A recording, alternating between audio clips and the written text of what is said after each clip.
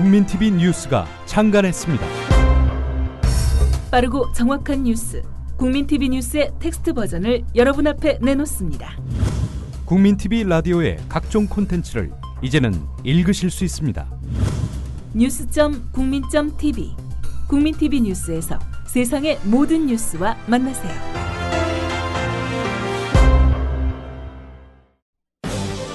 조상훈의 뉴스 퀴즈.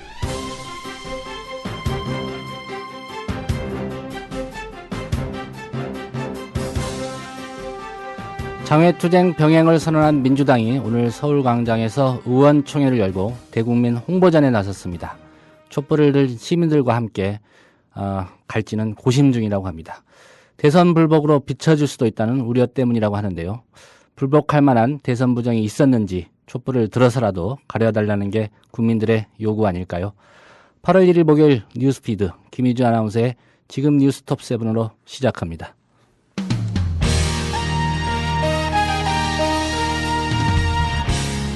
지금 시각 뉴스톱7입니다. 100여 개 시민사회단체로 구성된 국가정보원 시국회의는 오늘 기자회견을 열고 국정조사가 파행되고 있다며 국정조사 기간을 연장할 것을 요구했습니다. 민주당은 오늘 오전 서울광장 앞에 설치한 대형 천막에 소속 의원 80여 명이 참석한 가운데 의원총회를 열었습니다. 450억 원대 횡령과 배임 혐의로 법정 구속된 최태원 SK그룹 회장 사건의 핵심 인물로 알려진 김원홍 전 SK해운 고문이 타이완에서 체포됐습니다. 후쿠시마 원전 3호기에서 수증기가 발생해 방사능 오염 우려가 커지고 있는 가운데 원자력안전위원회는 우리나라에는 아직까지 영향이 없다고 밝혔습니다. CJ그룹 세무조사 로비 의혹을 받고 있는 송광조 서울국세청장이 오늘 오후 사의를 표명했습니다. 지금 시각 뉴스톱7을 마칩니다.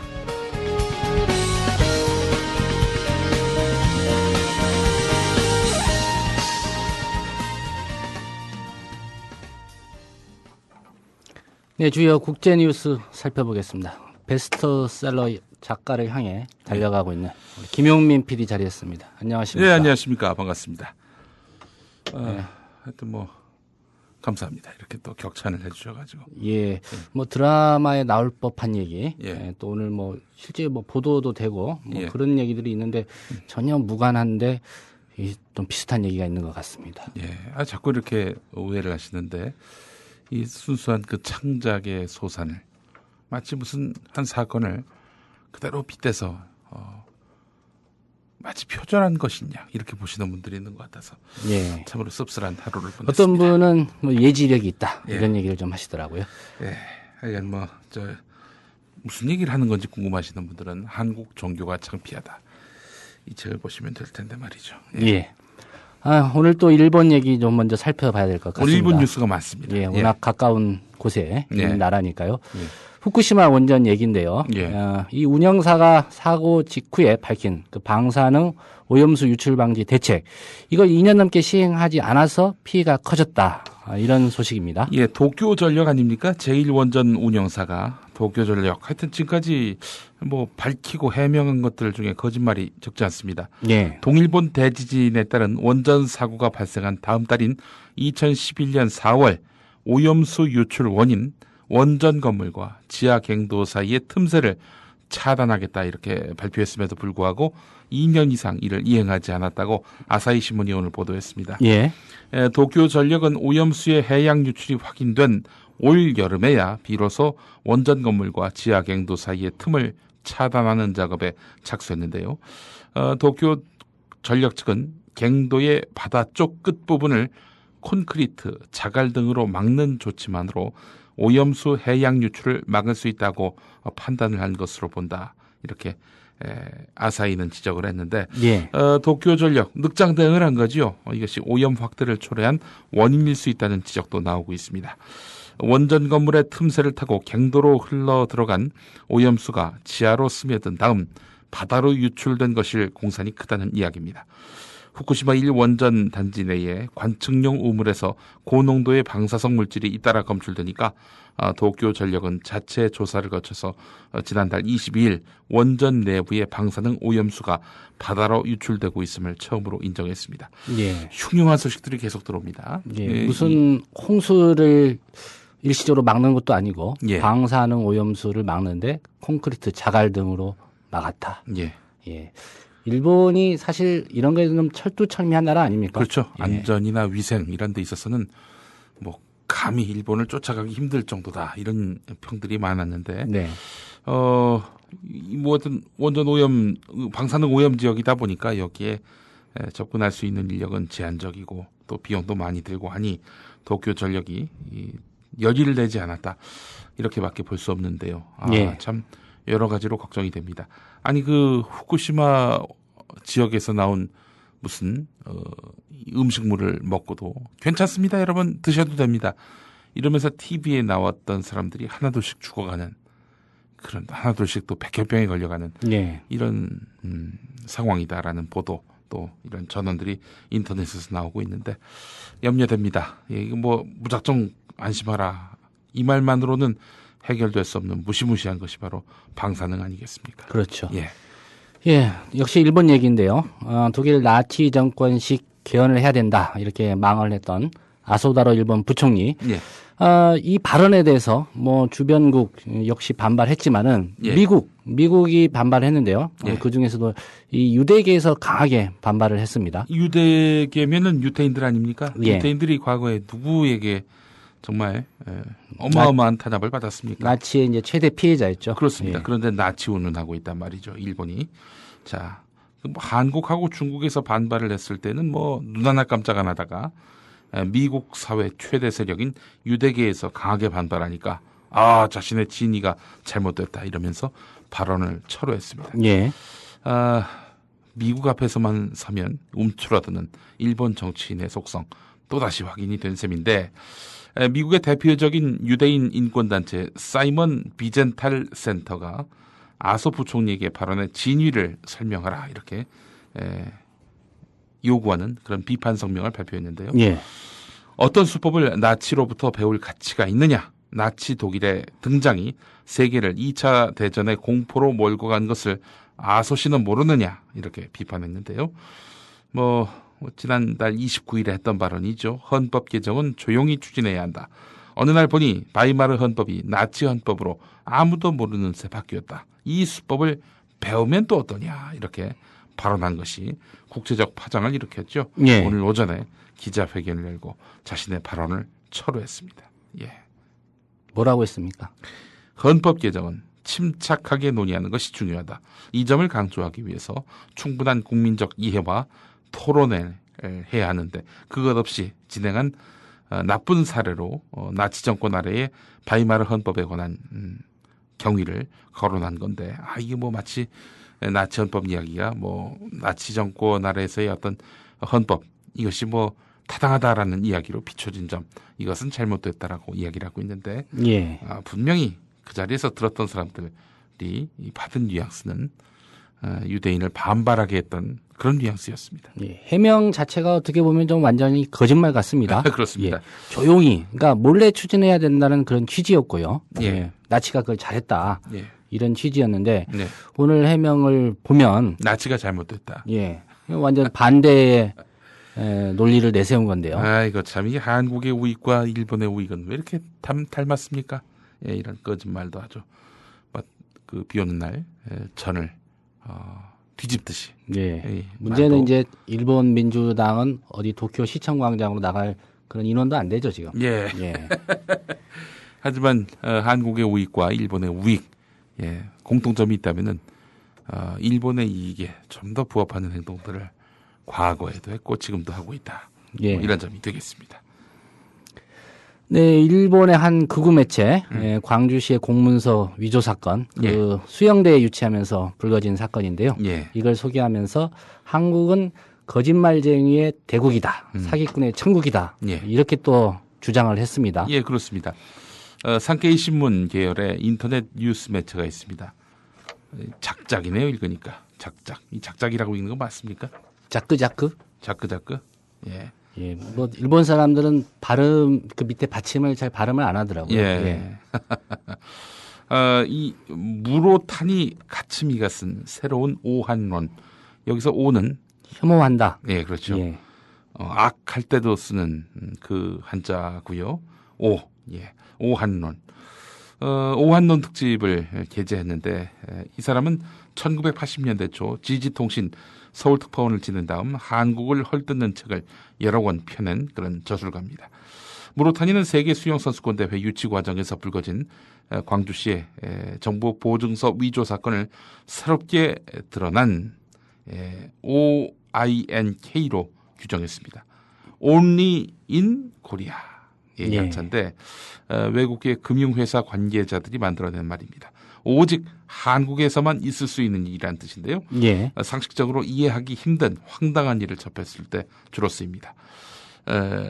OINK가 원래 영어 단어로 돼지의 꿀꿀거리는 소리를 뜻하는 것처럼 격렬의 의미가 담겨 있는 건데요. 예. 자, 무로타니는 대구도 씹었습니다.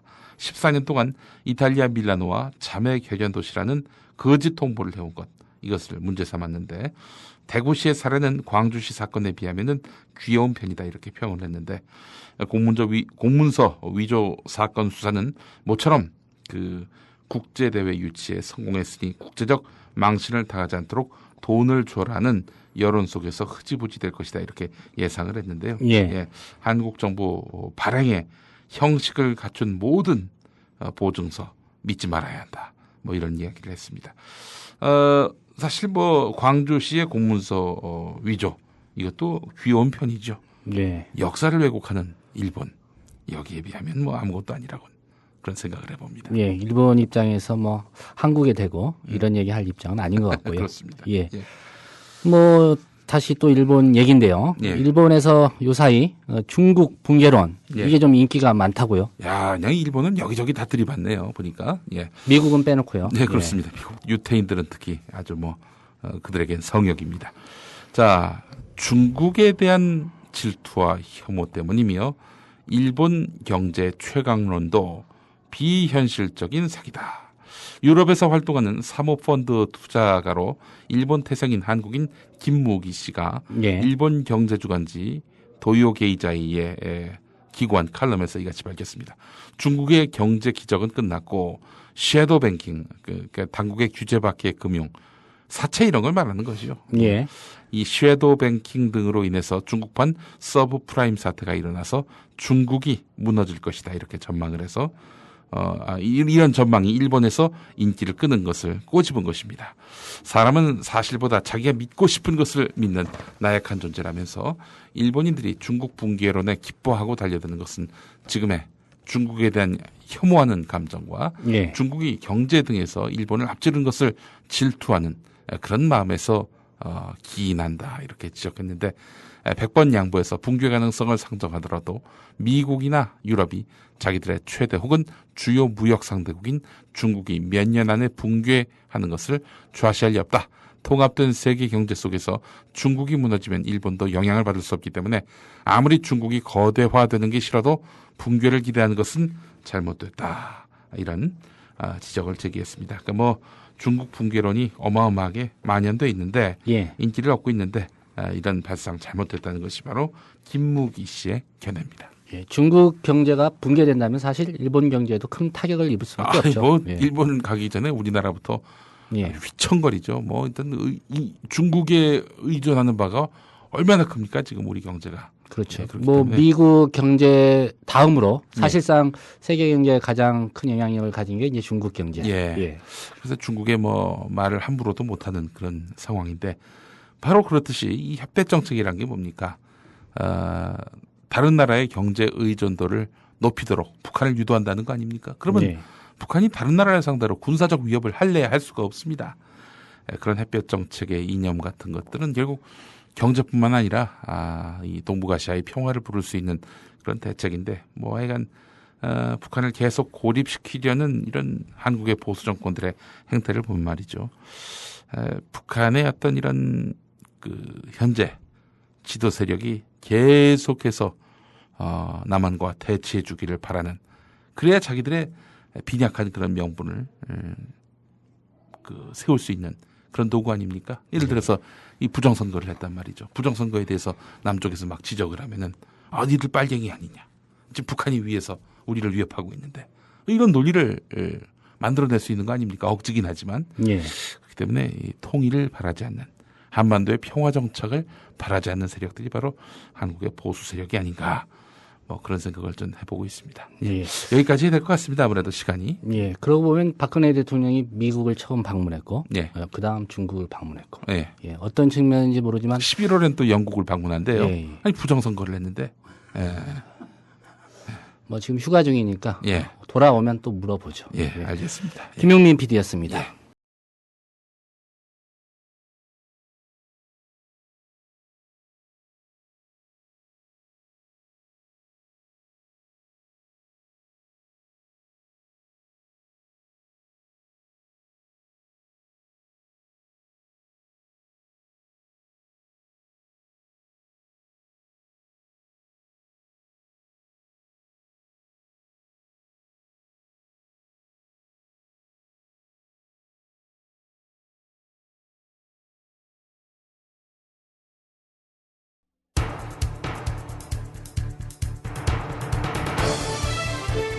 지금 여러분께서는 조상훈 기자가 진행하는 국민 TV 라디오 시사 프로그램 조상훈의 뉴스피드와 함께하고 계십니다.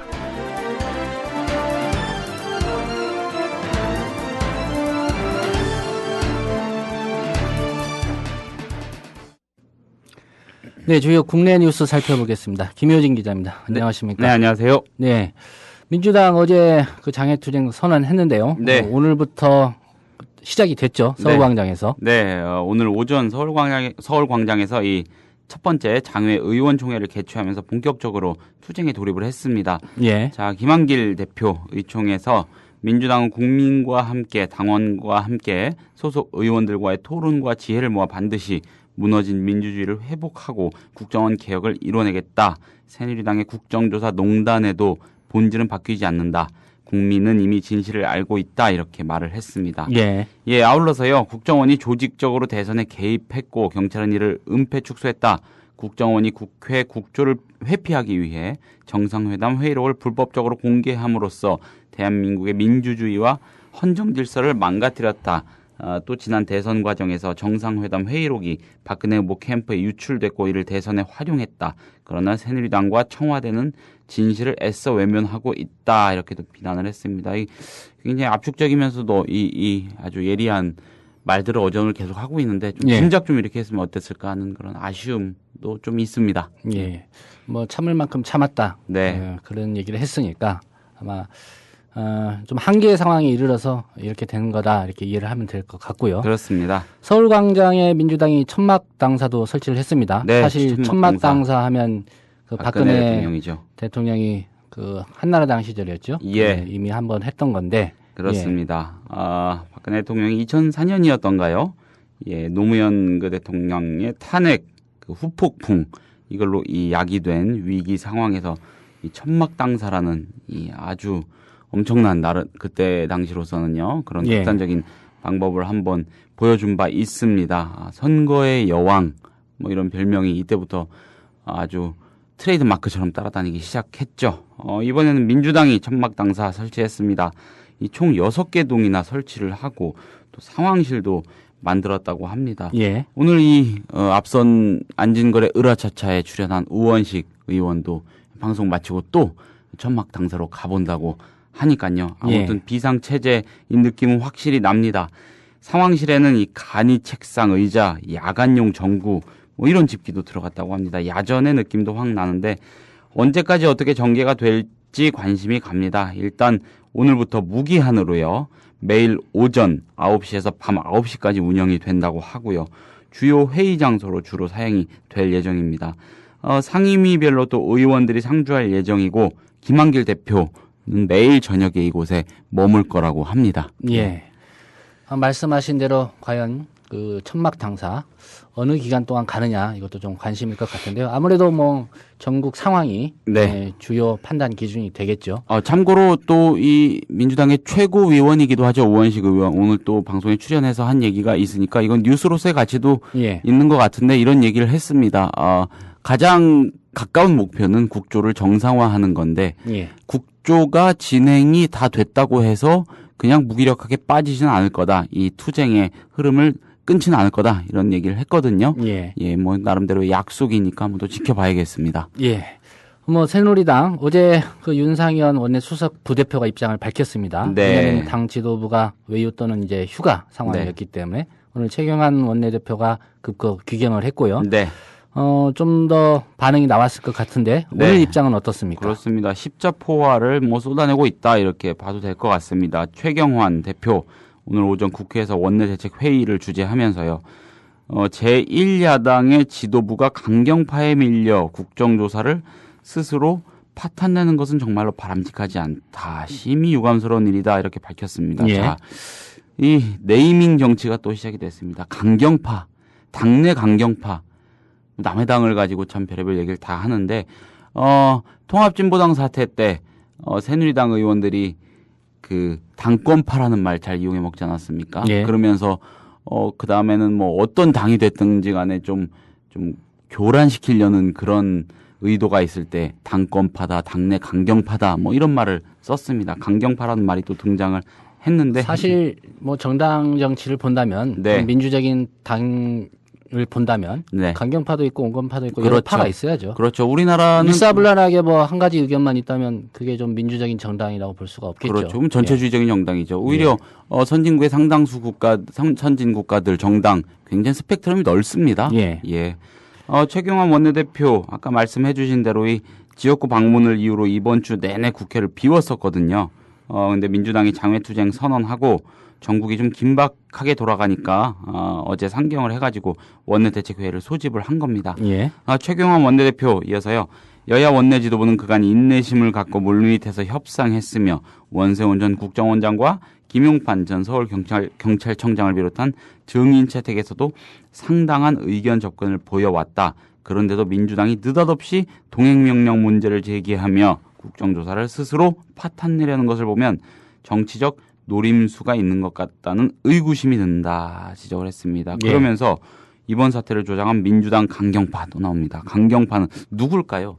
박범계 의원 뭐 이런 사람들이 강경파로 찍혔다는 말이 있는데 예. 아무튼 이 강경파는 국정조사가 순조롭게 진행되더라도 정치적 공세의 장을 유지하지 못할 것이라는 판단을 하고 스스로 판을 벌인 거 아니냐 이런 의심을 지울 수 없다. 강경파에 끌려다니는 수밖에 없는 민주당 지도부가 안쓰럽다. 또 걱정까지 해줬다고 합니다. 자, 김기현 정책위 의장입니다. 민주당이 대선을 통해 증명된 국민의 선택을 거부하고 대선 불복 운동을 펼치겠다는 것이다. 이 잘못 표현된 거 아니에요? 예. 국정원의 선택을 거부하고. 당리당략이라는 나무에 골몰하다가 숲을 보지 못하는 우를 범하지 않기를 바란다. 글쎄요, 이런 말들 참 직접 만드는 건지 보좌진이 만든 건지 모르겠는데 참 예. 말들 다 잘 말 만들어내는 것 같습니다. 두 사람의 말에서 한 가지씩 핵심어를 좀 꼽아보자면요. 국정조사 파탄, 최경환 의원이죠. 그다음에 대선 불복, 이 정도일 것 같습니다. 글쎄, 국정조사 파탄, 심각한 부정하고요. 선거 개입의 정황이 이미 사실로 드러났죠. 팩트라고 하는 겁니다. 예. 그 당사자인 사람들 증인으로 부르자는 게 민주당 주장이죠. 이거 받아들이고 국조를 했으면 끝나는 일이고 했어야 마땅한 일이고 국조는 뭐 자기들이 싫다고 하고 말고 할 문제 아닙니다. 민주당은 당연히 이렇게 생각할 수밖에 없겠고요.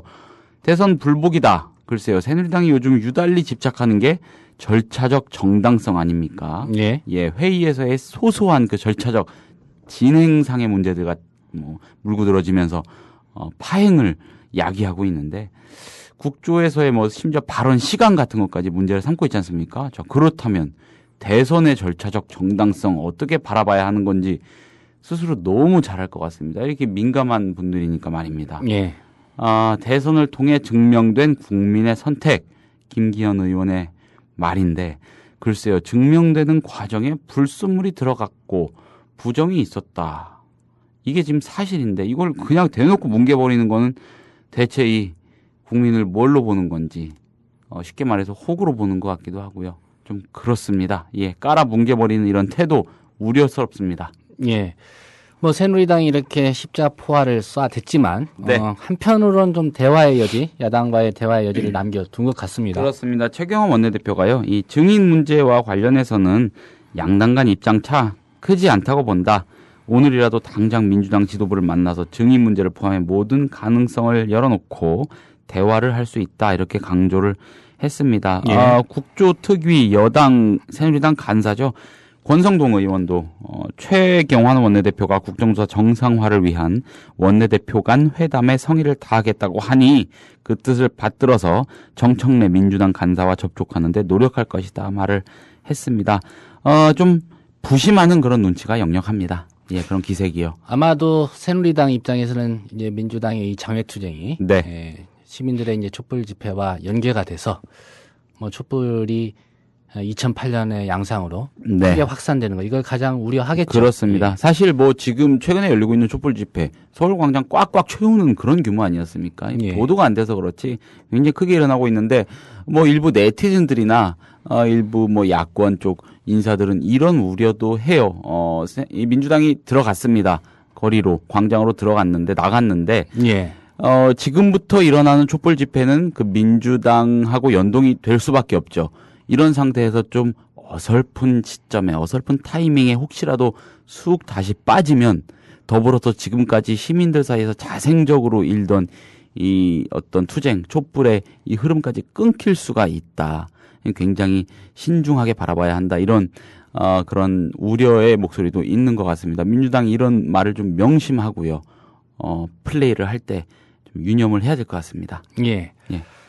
이번 국조 파행 사태 관련해서 대선 때 이제 문재인 캠프에 참여했던 인사죠. 윤여진 전 환경부 장관 언급이 있었습니다. 그렇습니다. 이 나름대로 의미가 있는 발언인 것 같아서 좀 소개를 해드리겠습니다. 오늘 YTN 라디오에 나와가지고 이런저런 얘기를 했습니다. 자, 예. 일단 새누리당의 태도하고 관련해서요. 새누리당이 국정조사에 선뜻 응할 때부터도 명분상 응하지 않을 수 없으니까 국민들을 향해서 국정조사에 원칙적으로는 응했지만 방법론을 놓고 계속 문제를 삼아서 결국 흐지부지하게 만들 것이란 거 많은 사람들이 예상했던 거 아니냐 뭐 이런 말을 했습니다. 예. 또요, 놀랄 일도 아니다. 집권 여당이 국조를 안 하려는 것을 노골적으로 보여주고 있는 거 아니냐 지금까지 이렇게도 말을 했고요. 자, 김기현 의원이 대선 불복을 언급했다는 거 앞서서 말씀드리지 않았습니까? 예. 이런 반응에 대해서 잠재의식 속에서 대선 불복이라는 생각을 가진 사람들도 일부 있을 거다. 그러나 지금 국정원의 선거 개입이라는 의혹 자체는 생각을 가진 사람들도 의혹 자체는 이미 나와 있는 거 아니냐. 예. 검찰도 수사를 했고 예. 그러니까 사건 자체를 민주당이 문제 삼는 것을 대선 불복이라고 몰아붙이는 것은 무리다 이렇게 말을 했습니다. 예. 뭐 새누리당이 제발 저리는 그런 양상일 수도 있고요. 그렇습니다. 그런 얘기를 하면 할수록요. 예. 네, 안철수 의원에 대해서도 쓴소리를 한 것 같습니다. 네. 윤여준 전 장관이요. 그렇습니다. 이런 질문이 있었습니다. 안철수 의원이 이른바 새 정치를 잘하고 있느냐. 자, 이제 아직까지도 풀리지 않은 대한민국의 3대 미스터리 중에 하나가 안철수 의원의 새 정치 아니겠습니까? 예. 예. 여기에 대해서 윤여준 전 장관, 새 정치가 시작이 됐습니까?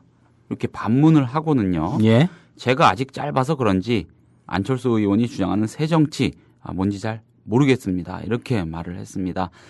안철수 의원은 아직도 진단을 하고 있는 것 같다. 새 정치가 뭔지 내놓고 행보로 옮겨야 하는데 아직은 자꾸 한국 정치를 진단하는 수준의 발언만 하니까 안철수 의원이 추구하는 새 정치가 구체적으로 뭔지 모르겠다. 이런 말도 했고요. 예. 아마도 이 현 정국에서 한 걸음 물러난 채 가끔씩 이따금씩 원칙적인 얘기 조금 부정적으로 표현하자면은 사실은 좀 하나만한 소리 뭐 이런 얘기만 한마디씩 툭툭 던지는 그런 태도를 염두에 둔 거 아닌가 싶고요. 예. 어저께 그 안철수 의원의 싱크탱크죠. 내일 국회에서 최장집 교수가 이사장인 최장집 교수가 강연을 하지 않았습니까? 예. 조금은 엉뚱한 발언을 좀 했습니다. 왜 여야가 이 NLL 같은 문제로 시간을 끌고 있는지 모르겠다고 좀 이 시점에 어울리지 않는 그런 소리를 했는데 예. 아마 이런 얘기를 한 것이 민주당 쪽에서는 좀 강한 반발감을 불러일으키고 있는 것 같습니다. 예. 예. 뭐 오늘 좀 화제가 됐던 뉴스여서 살펴봐야 될 것 같습니다. 네. 통합민주당, 민주통합당이었나요? 통합민주당이죠. 예. 예. 통합민주당. 뭐 이름이 하도 여러 번 하도 바뀌어가지고 민주자만 유지한 채 바뀌어서 예. 차영 전 대변인. 네. 조희준 전 국민일보 회장의 아들을 낳았다. 그래서 친자 확인 소송을 제기했다. 오늘 좀 화제의 뉴스였습니다. 그렇습니다. 예. 네. 조희준 전 국민일보 회장입니다. 조상훈 국장님의 어떻게 보면 보스였습니다. 예. 다들 잘 아시다시피 조용기 여의도 순복음교회 원로 목사의 아들입니다. 차영 씨는 소장에서요. 예. 2001년 3월 청와대 만찬에서 조희준 씨를 처음 만나서 교제를 했고 이혼 뒤에 조희준 씨와 동거를 하다가 2002년 8월 미국 하와이에서 아들을 낳았다. 이렇게 주장을 했다고 합니다. 예. 뭐 양육비, 위자료 등등 달라는 거고요. 예. 예, 뭐 보스는 아니었으면 제가 보스로 모신 건 아니었고요. 직원이었기 때문에. 근데 뭐 그런데 기사 제목이 좀 특이했습니다. 조용기 목사 손자 나왔다. 예. 네, 조용기 목사도 좀 많이 언급이 됐죠. 네, 예. 이런 주장을 차영 씨가 했습니다. 이 순석 지나고 차영 씨의 그 변호인 전화 인터뷰가 예정돼 있다고 알고 있는데 또 많이 자세히 좀 들어보셔야겠지만 아무튼 이런 주장입니다. 자, 지난 2월에 조용기 목사도 모든 사실을 인정하고 자, 이게 중요합니다. 모든 사실을 이 조용기 원로 목사가 인정을 다 했답니다. 용서를 구한 데 이어서 용서까지 구했다고 하고요. 이 장손에 대한 양육 책임을 다하겠다고 약속했다. 이거 굉장히 중요한 대목이라고 저는 보이는 게 예. 만약에 사실이라면은 이 장손이라고 했다는 거는 정말 그야말로 내 피부치로 받아들였다. 뭐 이런 거 아니겠습니까? 예. 예, 이렇게 약속을 했다. 그런데 배임 혐의로 구속이 돼 있던 아들 조희준 씨가 항소심에서 석방이 되자 태도를 바꿨다. 이런 겁니다. 참으로 묘한 집안의 이상한 얘기가 아닐 수 없고요. 자, 차영 씨는 이 문화방송 아나운서 출신이고 청와대 문화관광비서관 그리고 말씀드렸다시피 통합민주당 대변인 등을 지냈습니다. 예. 이 작년에 총선에 나왔다가 낙선했습니다. 예, 관련된 소식은 말씀하신 대로 우리 차영 씨 측 변호인을 통해서 좀 더 알아보기로 하고요. 네, 네, 오늘 여기까지 듣겠습니다. 감사합니다. 김효진 기자였습니다. 국민TV 라디오가 6월 3일 새롭게 단장했습니다. 방송 시간을 6시간 더 늘려 오전 6시부터 밤 12시까지 하루 18시간 여러분 곁을 찾아갑니다. 또한 하루 총 5번의 정시 뉴스와 아침 저녁 와이드 시사 프로그램을 편성해 공정보도 방송에 기틀을 세웠습니다. 멘붕의 시대, 국민에게 희망을 주는 방송 국민TV 라디오. 여러분의 많은 애청 바랍니다.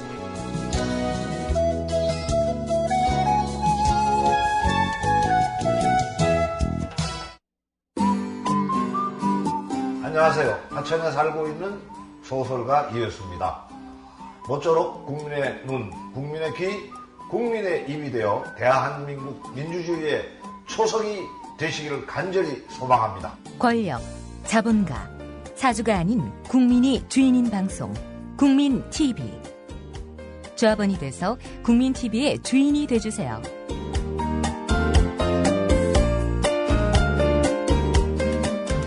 포털 사이트에서 미디어 협동조합 국민TV를 검색하세요. 국민TV 화이팅!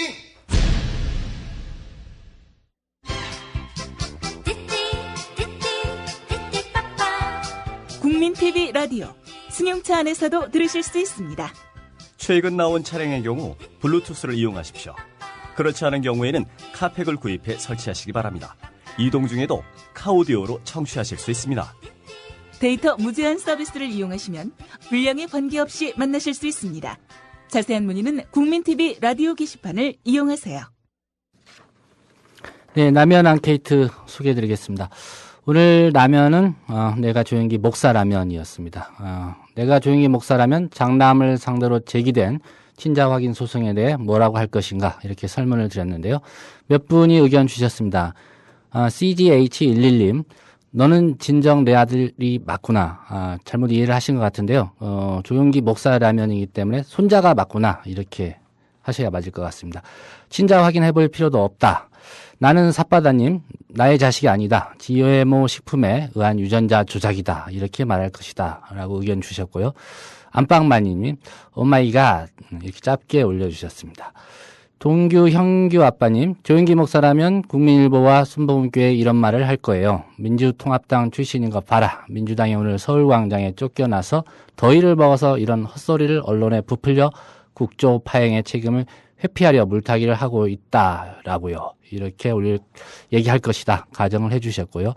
크크님, 내 자식이라고 안 해서 다행이다. 네 자식이란 나 할까요? 이렇게 올려주셨고요. 졸매님, 과연 누가 그 아이의 아버지인지 무릎을 맞대고 따져보자. 이렇게 얘기할 것이다. 라고 의견 주셨고요. 샤인 5094님, 조용기 목사라면, 오 주여, 주님의 높으신 뜻 잘 받아 대대손손 이어가겠습니다. 아멘. 이렇게 말할 것이다. 이슬님, 나비 부인의 계략이다. 내 자식은 지금 악마와 싸우고 있다고 할 것이다. 이렇게 의견 주셨습니다. 나비 부인이 도대체 누굴까요? 네, 오늘 의견 주신 분들 고맙습니다. 제목, 덮어씌우기. 정청래 민주당 의원의 7월 24일 국정조사에서의 발언. 한국일보를 비롯해서 문재인 후보가 박근혜 후보를 이기고 있다라는 첫 번째 여론조사가 발표되었고, 조중동을 비롯한 보수 언론도 0.몇% 차이로 초박빙으로 문재인이 대통령이 될지도 모르겠다는 그런 보도가 쏟아진 날입니다. 새누리당은 많이 당황했을 겁니다. 오전 8시 36분 박근혜 후보는 긴급 기자회견을 열어서 민주당은 구태 정치를 멈춰라. 국정원 사건이 터무니없는 모략으로 밝혀지면 문재인 후보가 책임지라고 이미지 덮어씌우기를 진행했습니다. 7월 31일 김한길 민주당 대표의 국정조사 종식 선언. 국기문란 사건의 주범들을 조건부라는 말로 보호하면서 야당을 기만하고 있습니다. 심지어 이런 위중한 상황에서도 여름 휴가를 운운하며 국정조사를 모면하려는 여당의 행태는 국민과 국회를 모욕하는 것입니다. 이에 대한 새누리당 반응. 요즘 당대표 역할까지 도맡아 하는 윤상현 원내수석부대표. 결국 민당의 장애투쟁의 진짜 의도는 국정원 국정조사를 의도적으로 파행시키려는 데 있습니다. 이번 국정조사에서 터무니없는 의혹들을 확대 재생산하여 대선 불복의 정치 공세장으로 만들려다가 그 뜻을 목적을 이루지 못하자 아예 이 불리한 판을 뒤집어 엎어버리겠다는 것입니다. 국정조사 누가 파행으로 이끌었나? 새누리당에서는 벌써부터 원세훈 김용판이 재판 중인 상황인데 나오겠느냐, 전현직 국정원 직원들이 나오겠느냐 공공연하게 나오지 말라는 사인을 보내고 있습니다. 국민들 성원에 의해서 어렵게 합의된 여야 국조특위가 잘 굴러갈 수 있도록 참을 수 있는 인내의 한계를 극복하며 기다리고 참고 설득하고 달래고 붙잡으러 다니고 여러 가지 것들을 다 했습니다. 그러나 지금은 이 시점은 그런 것이 무망하기까지 합니다. 잡아놓으면 도망가고 또 잡아놓으면 또 도망가고 또 붙들러 다니고 그리고 만나자고 요구하고 하는데도 새누리당의 협상의 태도는 실망스러운 것이었습니다.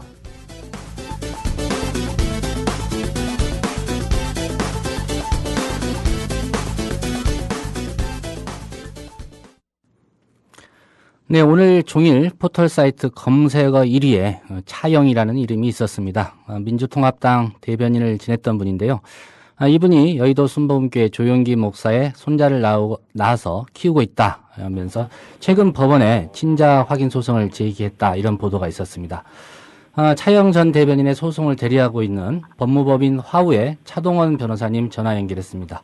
네, 차 변호사님 안녕하십니까? 예, 안녕하십니까? 예. 네. 그 보도에 보면 이제 차영 전 대변인이 조용기 목사의 손자를 낳았다 이렇게 제목이 뽑혔더라고요. 예. 아이의 아버지가 이제 누구라는 얘기인가요? 조희준 전 스포츠 신문 회장이시라고 할 수 있습니다. 예, 그러니까 뭐 가족 관계로 따지자면 조용기 목사의 장남이군요. 예, 장남이시죠. 예. 그 스포츠투데이 회장했고 국민일보 회장을 역임했던. 예. 뭐 원고의 좀 사생활 영역이어서 조심스럽기는 한데요. 뭐 상당 부분 보도가 됐으니까 좀 질문을 불가피하게 드리겠습니다. 그 차영 전 대변인 그리고 조희진 씨와는 어떤 사이였던 거죠? 저희 의뢰인인 차영 대변인이 그 청와대 근무할 때 비서관을 근무할 때 그 만나게 되었습니다. 그 우연히 만찬장에서 만나게 되어서 그래서 그 서로 좀 사랑하는 사이가 되었고 그 과정에서 그 조희준 회장께서 그 이혼을 하고 본인과 결혼을 하자 그 말을 믿고 이혼을 했던 거죠. 하고 그 상황에서 그 아이를 하와이 가서 좀 낳아줬으면 좋겠다. 그래서 하와이로 나갔던 그런 일입니다. 예. 그 시기가 2003년 8월경인가요? 예, 2003년 3월경에 하와이로 나갔고요. 예. 예. 그리고 2003년 8월에 그 문제가 된 이제 아들을 낳았죠, 하와이에서. 예. 아, 그러니까 하와이에 나가서 출산을 해줬으면 좋겠다는 제안은 그 원고의 주장에 따르면 이제 조희준 씨가 했던 거고요. 예. 알겠습니다. 그 조희준 씨가 처음에는 양육비도 좀 주고 그러다가 한 2004년경부터 이제 연락을 끊었다. 이제 그렇게 지내다가 2010년경에 다시 이제 그 차영 전 대변인에게 연락을 해왔다. 이런 얘기인데요. 그 사이에는 또 어떤 일이 있었던 거죠? 그 사이에는 사실은 우리 의뢰인 차영 대변인께서는 이제 갑자기 연락을 끊었습니다. 하와이까지 가서 아들을 낳았는데 아들이 돌이 될 때까지 출생신고를 하기 어려운 상황이었거든요. 아, 돌이 될 때까지도? 출생신고를 못하고 있었기 때문에 그래서 연락을 취했으나 연락이 안 되고 그래서 일본에 있다는 소문을 듣고 일본을 찾아갔었는데 일본에서 만나지 못했고 2010년도까지는 전혀 연락이 닿지 않았었습니다. 그래서 2010년경에 이제 피고 측에서 조희준 회장 측에서 우리 의뢰인에게 도와달라 해서 그때 만나게 되었고 그동안의 감정 같은 게 있었지만 어쨌든 문제가 된 우리 아들의 그 친부이기 때문에 이제 그런 걸 고려해서 장차 아들의 미래를 위해서 이제 도와줬었는데 그 뒤로도 이제 결과적으로는 아들을 공적으로 법적으로 인정하는 걸 거부했기 때문에 오늘 이 과정이 이르게 된 것입니다. 그 2010년경에 그 조희준 전 회장 측에서 연락이 와서 그 무엇을 도와달라고 요청을 한 겁니까? 이제 순복음교회 관련 재단을 운영하는 데 있어서 지금 조희준 회장이 여러 가지로 이제 여러 가지 형사적인 문제들 이런 여러 가지 운영에 문제가 있었기 때문에 그런 거를 이제 같이 좀 도와달라 해서 실제로 많은 활동을 했고 도와드린 바가 있습니다. 제 기억으로는 2010년경이면 국민일보 경영권을 놓고 가족 간에 좀 분란이 있었던 그 시기가 아닌가 이렇게 짐작이 좀 됩니다. 그 이번에 그 원고가 제기한 그 소송의 그 청구 취지 어떤 내용인지 좀 구체적으로 설명을 좀 해주시죠. 기본적으로는 현재 문제가 된 이제 아들이 그 조희준 회장의 친생자임을 인지해달라는 것이고요. 두 번째는 이제 이 애를 인지하면 그 애를 계속 우리 의뢰인인 차영 전 대변인이 키우겠다. 그리고 그동안 태어난 이후 지금까지 이제 양육비로서 월 700만 원 정도를 이제 지급을 해라. 그다음 미지급된 것을.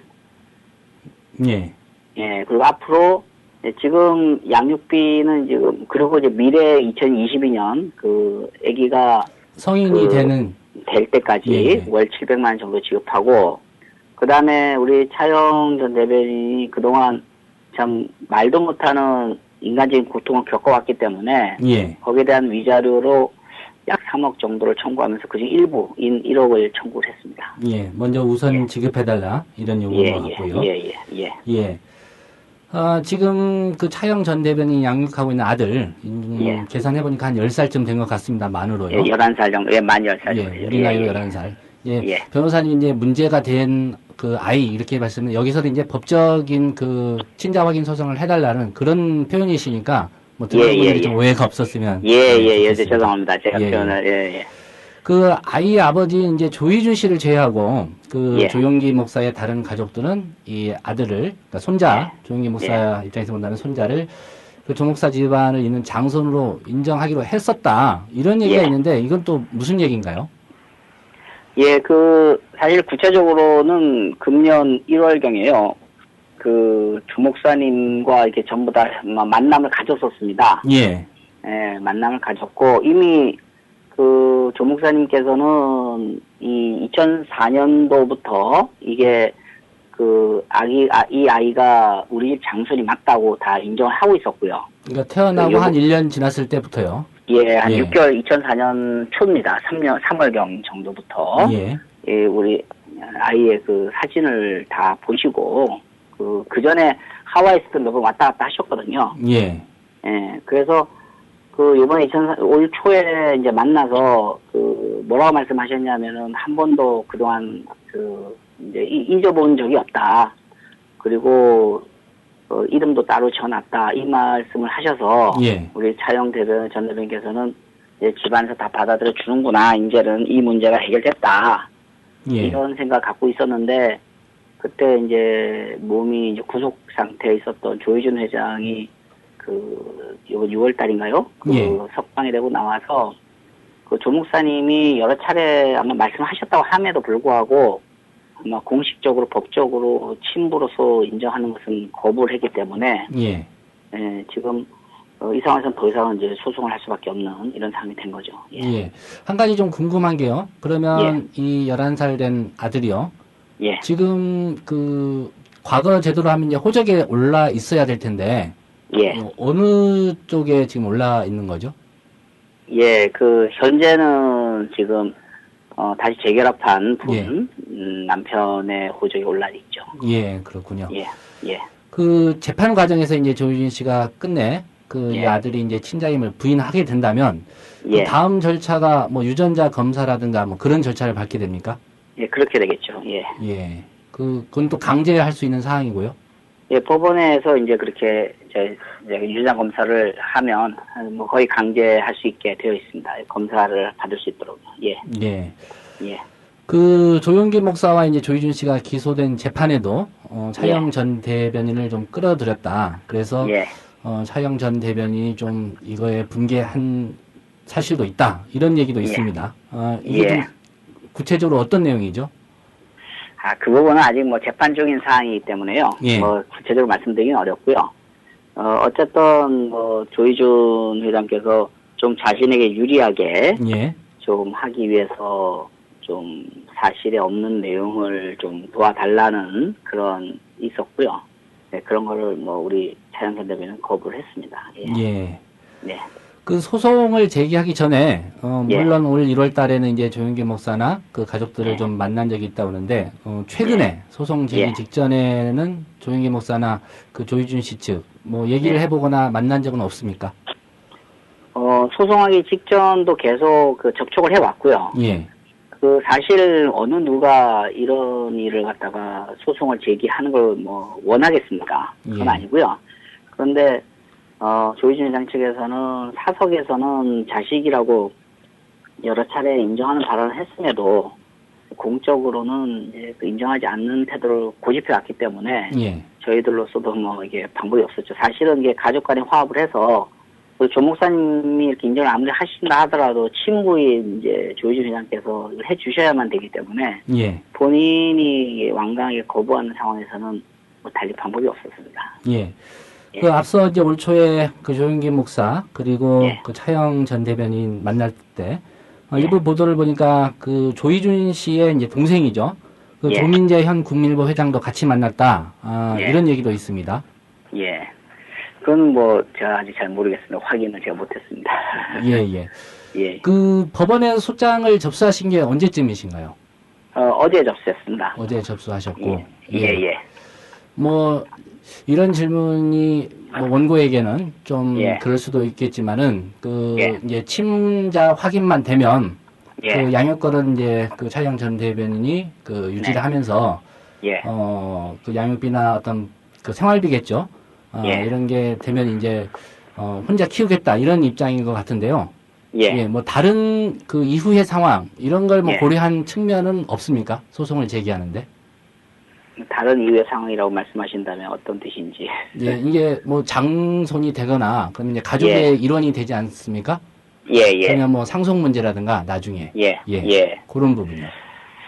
글쎄요, 상속 문제를 의식했다 이런 것은 좀 저희들이 어폐가 있고요. 저희들은 이제 친자로서 일단 인정을 받는 것이고, 그리고 적합한 대우를 받는 것이 저희들 목적이고요. 그리고 그 상속의 이런 문제는 친자로 인정된 데에 대한 부수적 효과일 뿐이지 그런 것에 대해서 뭐 저희들이 더구나 친자보다는 뭐 다른 이제 의식하시면 이제 조목사님을 의식을 많이 하시는데 여기는 친손자이기 때문에 무슨 상속 관계가 직접 연결되거나 그렇지는 않습니다.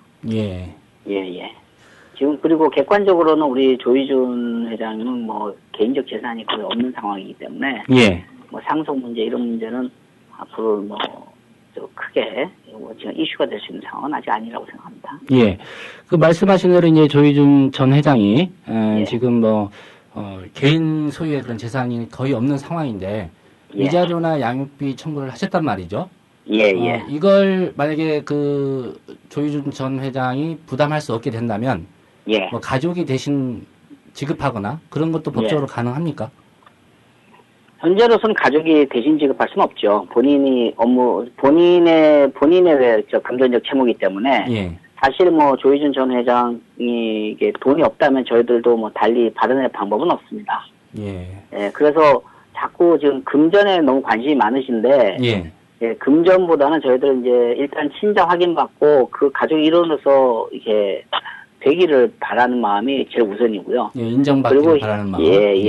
그리고 현재 이제 다른 자식들에 대한 거에 비해서는 너무 조희준 전 회장이 지금 우리 그러니까 우리 청구한 우리 아이에 대해서 너무 홀대를 하고 있기 때문에 그 부분에 대해서는 좀 현재 아이들과 친자식들과의 동등한 대우 정도는 해줬으면 하는 기대치가 있는 거죠.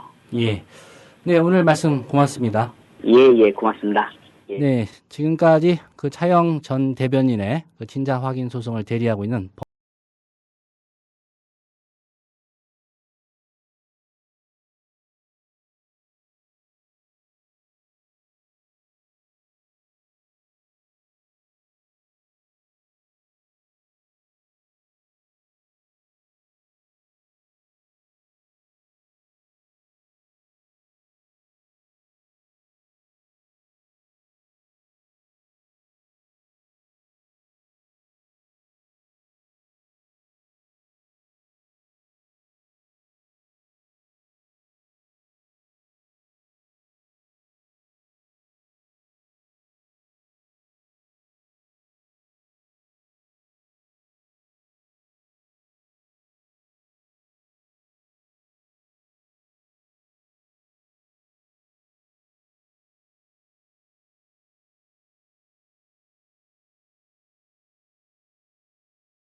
국민TV 라디오 광고를 모집합니다.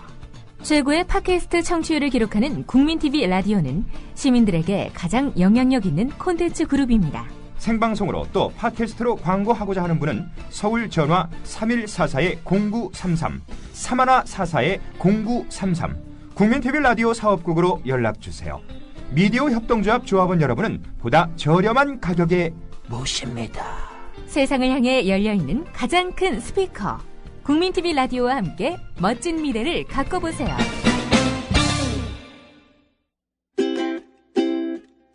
자기 아이폰 줘봐. 좋은 거 깔아줄게.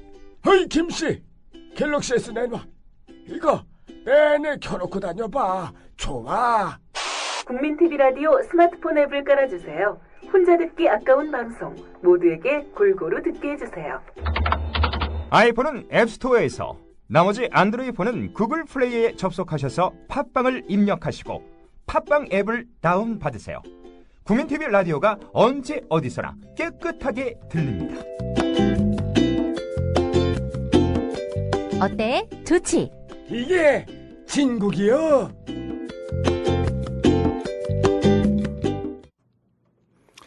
네, 국정원 직원들이 트위터를 통해서도 정치일 관련 글을 남긴 사실, 경찰이 알고도 은폐했다는 주장이 제기됐습니다. 국회 국정원 국정조사특위 통합진보당 이상규 의원이 오늘 서울경찰청 디지털 증거분석실 폐쇄회로 그 화면에 녹화된 127시간 분량의 그 동영상을 공개하면서 제기한 내용입니다. 댓글 수사 은폐로 경찰의 수사권 독립 요구는 물 건너간 것 같다. 최근 한 일선 경찰의 탄식이 있었는데요. 정말 고개가 끄덕여집니다. 저희가 준비한 소식은 여기까지고요. 연출의 박성재 PD였고 저는 조상훈이었습니다. 내일 오후 6시에 다시 찾아뵙겠습니다. 마지막으로 노래 한 곡 보내드리면서 마치겠습니다. 여러분 고맙습니다.